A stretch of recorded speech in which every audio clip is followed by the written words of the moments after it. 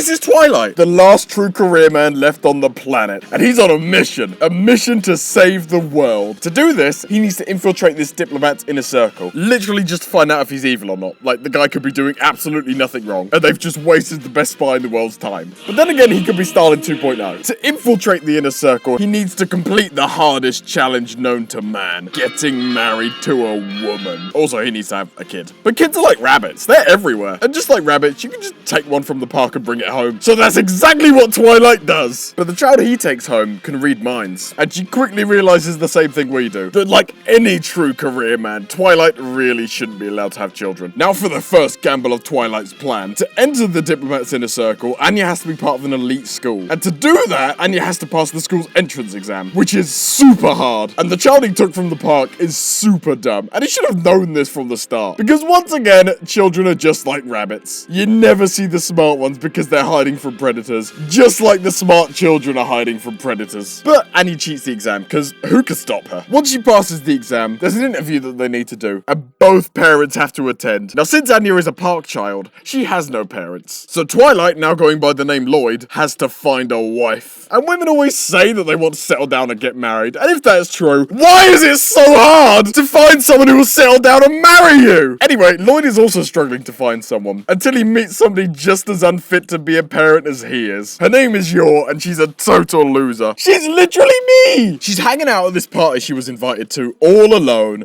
Then Lloyd arrives, and in front of everyone she knows, he announces that they've been married for a year. And she's totally okay with this. Lloyd is keeping the fact that he's a spy a secret from her and Anya. But Yor is also keeping a secret from the two of them. She's an assassin, and Anya knows all of this and is not at all fazed by the fact both of her parents are wanted killers. Yor moves in with the two of them and has my dream relationship, sleeping in separate bedrooms, barely talking to each other. Now that they've lived together for a single day, they decide that they know enough about each other to pretend that they've been married for a year. So they go to the interview, and they're both clearly avid Batman fans, because they're prepared for everything. Lloyd's clothes get dirty, but it's okay because he has a spare suit with him. Then Lloyd and Yor's clothes get ripped from fighting some rampaging cows. Once again, it's okay because they have spares. Even the examiners watching them are worried. But it's not actually that hard to worry rich people. Just mention physical labor and they start shaking. Except this examiner, but he shouldn't be here. He was on his way to a JoJo's episode, but somehow got lost and now he's just here. This guy, however, is the school's resident incel, and he's super jealous of all the happy families, so he pushes Anya hard. Like, unnecessarily hard. She's literally 6, my dude. This guy also has no idea about the amount of danger he's in, because there are 2 trained killers sitting opposite him. Anyway, luckily for him, they leave, and the JoJo's character punches the incel in the face, but he definitely had that coming. Unfortunately for the JoJo's character, however, the incel comes from a rich family, so he demotes the JoJo's guy, to the absolute shock of everyone. Anya didn't get into the school, but she nearly got in. She just needs one person to drop out and she's in. Yor thinks about taking this responsibility upon herself, then quickly realizes that that might be a bit extreme. So instead, they wait. Once someone drops out, they get a call telling them that they're in. Anya wants a reward for getting into the school. After some pretty unreasonable requests, she decides to go to this spy castle. It's like Disney World, but for a single show. But it's pretty empty. No actors, no nothing. It's just a big empty room. So Lloyd calls in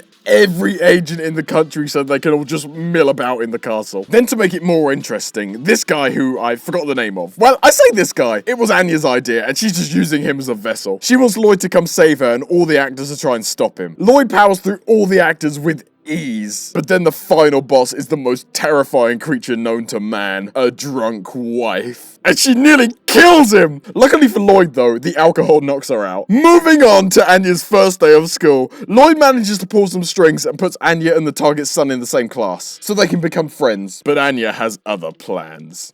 After that's done, Anya reads everyone's minds and realizes that they're all terrified of her now. To fix this, she comes up with the genius idea of apologizing to Damien. But there's one minor flaw with her plan. He's so scared of her that he runs away before she can apologize. Back at home, Yor's life is starting to catch up with her. But unfortunately for Lloyd, it has nothing to do with her job. No. That would be a mercy. If people came to kill Yor, Lloyd, and Anya, I'm sure they could deal with it. This is much worse than that. Yor's protective brother wants to meet Lloyd. This is one step down from protective dad. He can't win in this situation. If he argues with Yor's brother, he looks like a dick. But if he lets her brother walk all over him, he looks like a bitch. Fellas, if your girl wants you to meet her family, just break up with her. Even if you have kids together, the breakup will never be as bad as meeting a protective family member. They're gonna hate you from day one, and it's up to you to win them over and hold no grudge over the fact that they hated you for just being you. They're just gonna come over, sit there, and wait for you to do something. And whatever you do, they want it to be exactly the way they want you to do it. But they ain't gonna tell you how they want you to do it. Nope, you just gotta figure that out on your own, son. And if you make one mistake, that's all they're gonna remember. Not all the cool stuff you did, like ending world hunger or curing cancer. Nope. They're just gonna remember the fact that you talk with a bit of food in your mouth. Anyways, that basically happened to Lloyd. Only he had to contend with the fact that he's not actually married to Yor. Also, he had to contend with the fact that Yor's brother is in the secret police. Now that Lloyd knows this, he starts to suspect that Yor might be in the secret police too. So he puts a mic on her and then tries to intimidate her while dressed as secret police members. He finds nothing. She's clean. Also, Lloyd can't decide if her brother just didn't tell her that he's in the secret police or if she's just stupid. Just a heads up.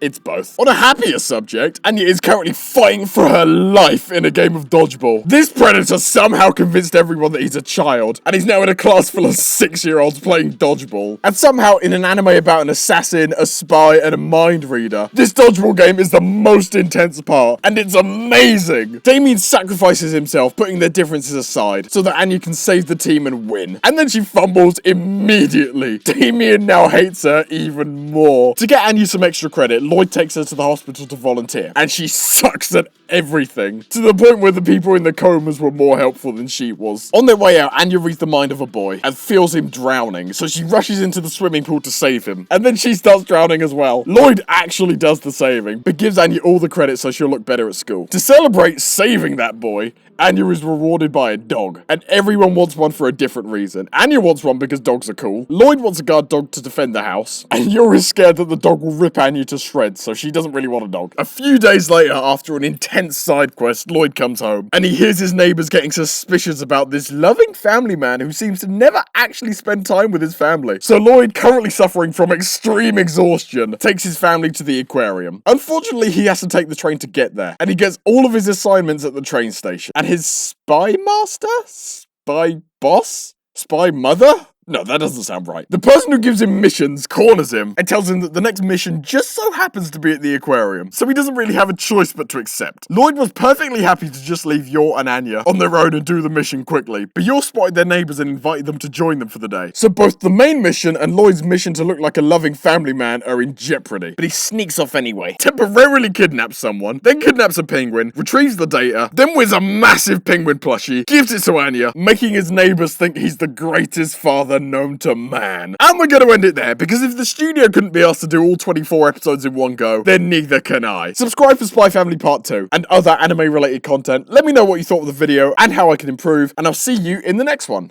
Bye!